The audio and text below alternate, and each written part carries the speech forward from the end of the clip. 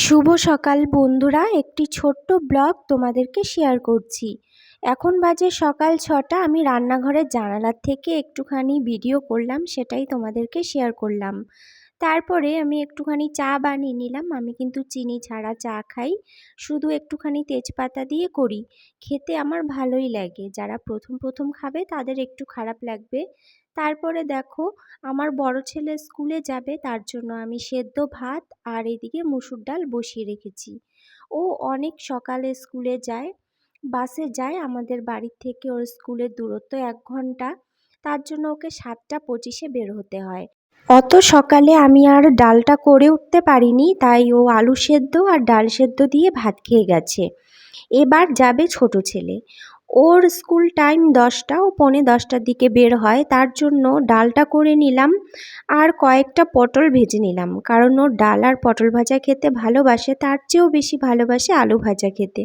কিন্তু আলু ভাজা দুদিন ধরে ওর অনেক খাওয়া হয়ে গেছে, তার জন্য আজকে আর আলু ভাজা করিনি, পটল ভাজা দিয়ে ভাত খাইয়ে দিব। তারপরে ওকে পাঠানোর পরে আবার বেরোবে আমার হাজব্যান্ড। মানে 3জন 3 টাইমে বের হয় আর কি। তাই আমার রান্না 3বার 3 রকম। আর আমরা কিন্তু সকালে ভাতই খাই, যেহেতু আমার ছেলেরা স্কুলে যায়, তার জন্য ওদের আমি ভাত খাইয়ে পাঠাই। আমার হাজব্যান্ডও দোকানে যায় ভাত খেয়ে, কারণ আস্তে আস্তে 3টে 3:30 বেজে যায়, কোনো দিনও বা 4টেও বেজে যায়। তার জন্য আমি নিজের জন্য আলাদা করে কিছু আর রান্না করি না, সকালে একটুখানি ভাতই খেয়ে নিই। পরিমাণটা একটু কম খাই। আর আমার হাজব্যান্ড উচ্ছে ভাজা খেতে ভালোবাসে, তো আমার হাজব্যান্ডের জন্য কয়েক টুকরো উচ্ছ ভেজে নিলাম।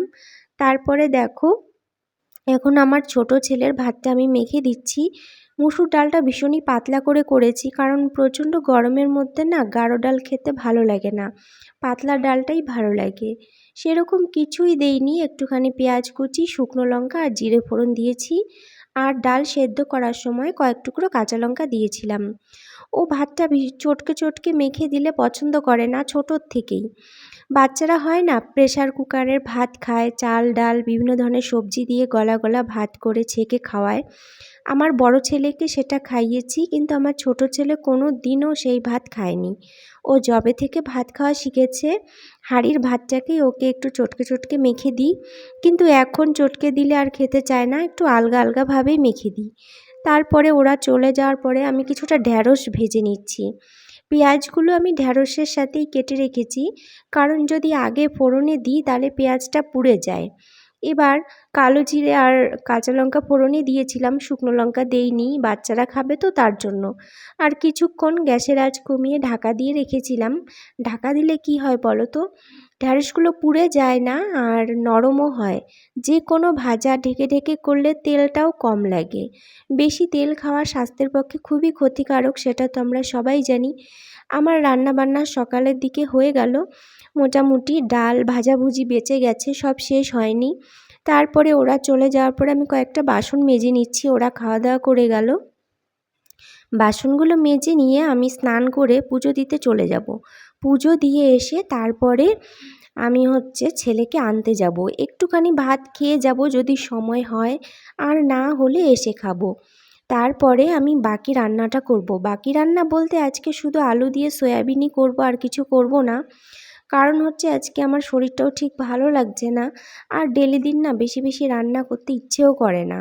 বাচ্চাগুলো দেখি ডাল আর ভাজাভুজি হলেই ভালো খায়, মানে অত কিছু তরকারি খেতে চায় না। আর আমার ছেলেরা তো মাছ মোটেই পাতে নেয় না। ছোটোটাকে যদিও বা জোর করে খাওয়াই, বড়টা তো খাবে না, কী জানি কেন। যাই হোক, ওরা পনিরটা ভীষণ ভালোবাসে, তো মাঝে মধ্যে আনা হয়, রোজ পনিরটা থাকে না। তারপরে দেখো, আমার রান্নাঘরে কিন্তু জানালা আছে, 3টে জানালা, বেশ বড় বড়। আলো ঢুকে দারুণ, মানে লাইট জ্বালানোর দরকার পড়ে না। আমি স্নানে যাওয়ার আগে এই সয়াবিনগুলো ভিজিয়ে রেখে যাচ্ছি, তাহলে রান্না করতে বেশ ভালো হবে, টাইম লাগবে না। তারপরে দেখো, এই সয়াবিনগুলো না একটা বড় প্যাকেট এনেছিল আমার বর, সেটাকে আমি কৌটোর মধ্যে ভরে রেখেছি, কারণ সয়াবিনটা বেশি লাগে, কারণ আমার বাচ্চারা যেহেতু নিরামিষটা বেশি খায়, তার জন্য আর কি সয়াবিন, পনির আর ডিম, এই 3টা জিনিস বেশি লাগে।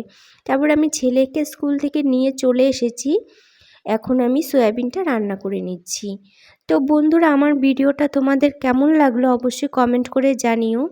আর ভালো লাগলে একটা লাইক দিয়ে দিও, কারণ তোমাদের যদি ভালো লাগে তাহলে আমি আবার আরেকটা ভিডিও আপলোড করতে পারবো।